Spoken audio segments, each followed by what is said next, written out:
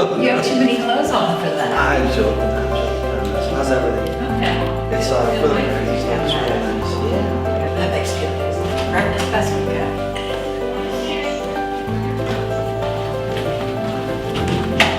I'm not here. I'm here. How are you? Okay. How you doing? Crazy every day. Yes, sir. Things all right? I'm still just sitting around waiting for something to take you out. We will definitely help you. We will help you do that.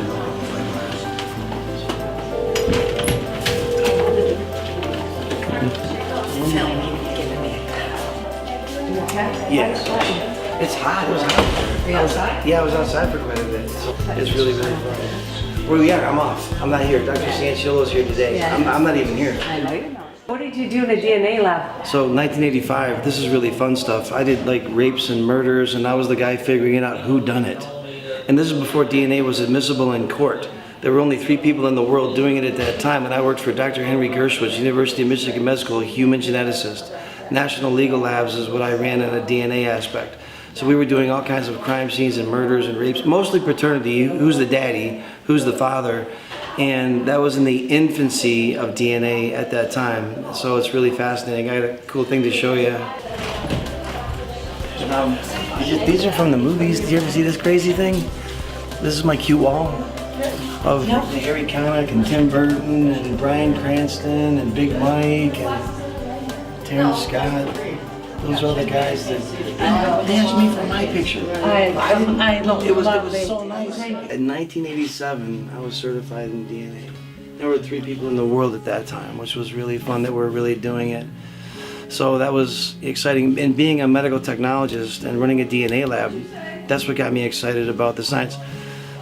But I'm really outgoing, and I was stuck in the laboratory talking to the microscope. And it wouldn't talk back. All the people in the laboratory, it was great. The science, what I was doing. And it was fascinating because I felt special. I was one of the only people in the world doing it. But I told Dr. Gershwitz I felt really bad. I said, Dr. Gershwitz, I want to be a real doctor because he's a PhD. He is a real doctor, but in a PhD in genetics. But I wanted to be a doctor because I really like people more than being in the lab. But it was fun.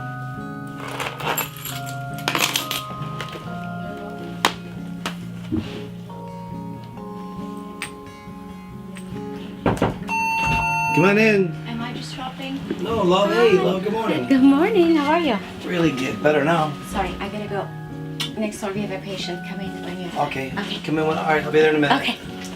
Thanks, love.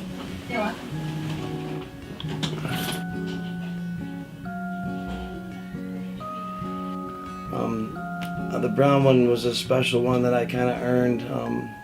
Outstanding graduating senior of my medical school class out of all of them. That's kind of private, that's why it stays in here. Because if you got to say you're important, you're not.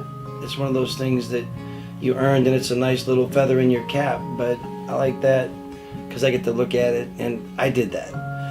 There are plenty of people in my class that were brilliant, like with memorizing tests and anatomy and biophysiology, but get them in a setting where they got to see a patient, they can't even discuss with them or say, hey, what's going on? How you feeling? So that was a great point. There's so many people that are incredibly book smart, but they couldn't diagnose a cold. They don't have the heart, or they don't have that ability to communicate or ability to have a doctor-patient relationship, or that feeling that your doctor cares for you. And that's something they tried to teach, but it's something you're kind of born with, I think. What's up, handsome? Hey, how you doing? Good, brother. These aren't mine. I know, it's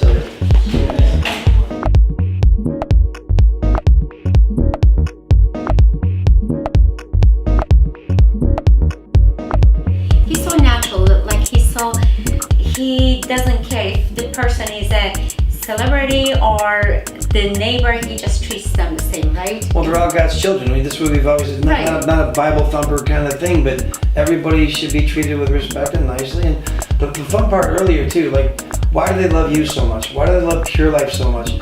The feeling they get when they come in, they get treated like a rock star. They know that they're loved and cared for, and it doesn't matter whether you're wealthy or poor or not. The most important thing is they all feel that love, and that's the part that's the neatest part. And you got to earn that. The part we like, well, you got to earn that.